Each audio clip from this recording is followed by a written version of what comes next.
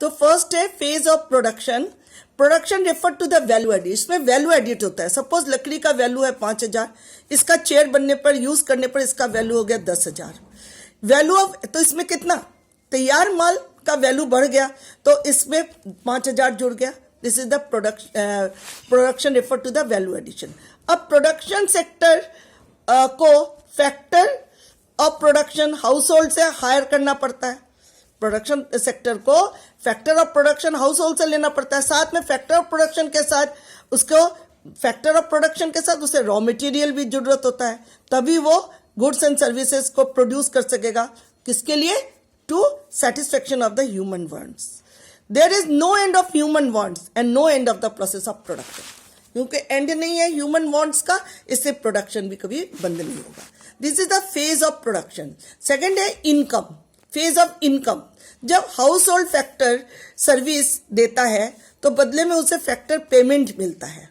Rent for land, interest for capital, wages salaries for labour and profit for entrepreneurship.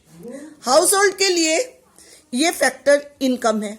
Phase 2 circular flow में यहाँ income generating हो रहा है. पहले phase में प्रोडक्शन हो रहा है, दूसरे में इनकम हो रहा है.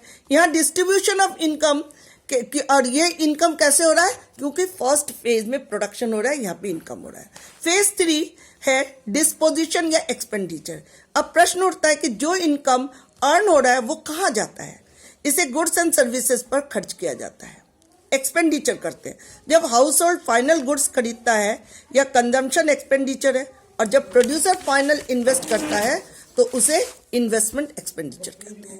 फेज 3 में इनकम का एक्सपेंडिचर हो रहा है, जो इनकम हमें फेज 2 से मिल रहा है.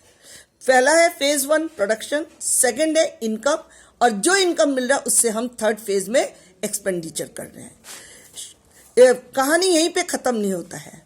They not end here. Consumption, expenditure and investment generating demand for goods and services in the economy. जब goods का demand होगा तो goods का production भी होगा, और production होगा तो income generate होगा, और there is non-stop flow of production of goods and services.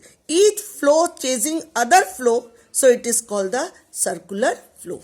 Do you know a closed economy is one there is no relationship with the rest of the world. Close economy में हम rest of the world के साथ कोई relation नहीं रखते हैं. And open economics is once there is a relation with the rest of the world. Assumption of the model. A circular flow model based on the following assumption.